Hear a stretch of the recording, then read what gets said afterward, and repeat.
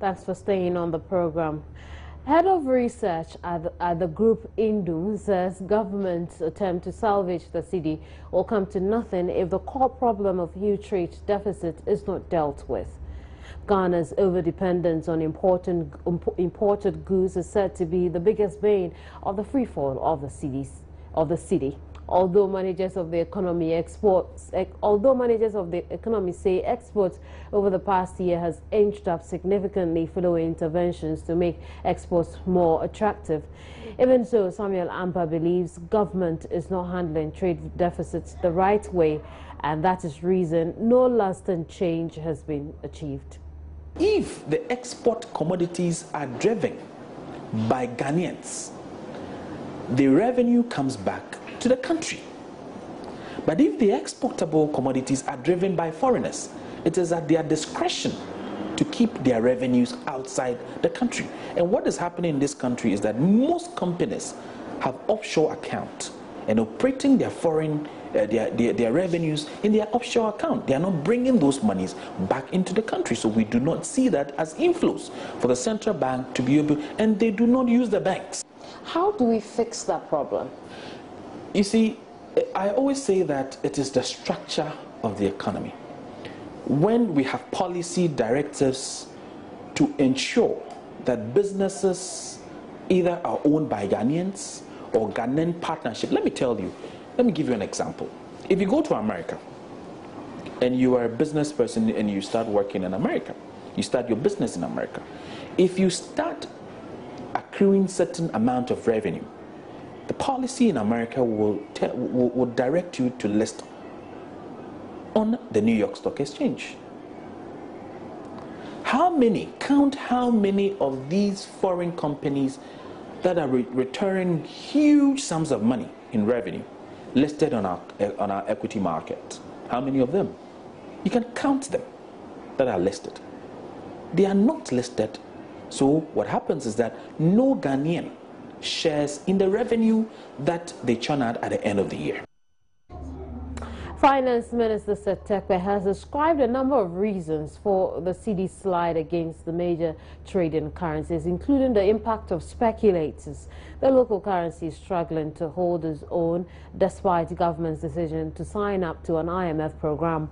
But Mr. Depreciation says it is early days yet to write off the measures designed to save the cedi.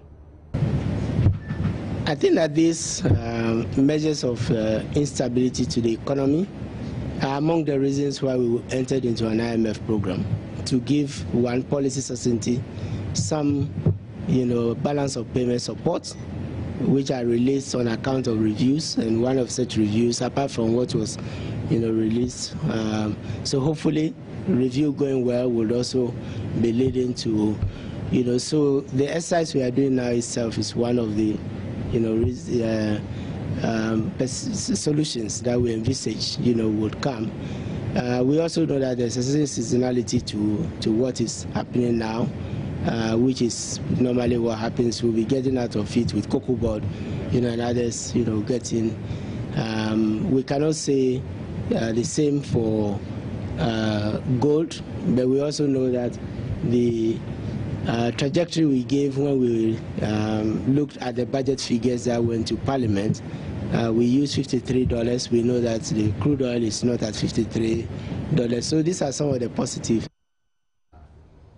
Deputy Finance Minister Kasil Atforson has debunked suggestions that the OMCs and BDCs are expected to pay for the petroleum subsidies with a full deregulation of petroleum prices that began Tuesday, June 16. In an exclusive interview with Joy Business, he explained government cannot make the payment of subsidies the responsibility of oil marketing companies or dealers in petroleum products. And I mean, clearly, how can the BDCs be asked to pay deregulation, to pay the cost of subsidies? They cannot.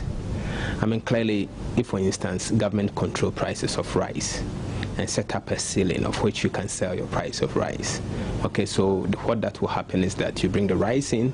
The rice should have been sold for 1 cedi, but for some reason you are selling for 75 pesos. That throws out a subsidy of 25, and it means government of Ghana have to pay. Now, under food deregulation, it means that you can sell it for the 1 cedi. In this case, the consumer that bear the price. So, same as petrol. In this case, the BDCs, the OMC, and the OMCs are not going to bear the cost of subsidy. Clearly, the idea of price deregulation, okay, to deregulate market, is where you set up a price of which you buy it and you make your profit and bring some competition in. It doesn't necessarily mean that there's going to be prices are going to go up.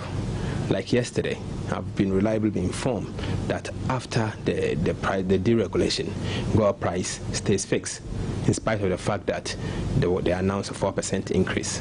Gold has not increased their prices and it stays fixed. This is the meaning of deregulation. It means that even all things being equal, in future, prices of certain pump prices will start coming down. So it doesn't necessarily mean that the BDCs and oil marketing companies are going to absorb the cost of subsidy. It doesn't mean that. The deregulation is the future. You remember some time ago, this country used to regulate even the prices of sugar, the prices of milk, the prices of rice. We've gone past that one. And to bring competition in, deregulation is the future, and deregulation is the way to go. Next year's sports with Kwame Jumo.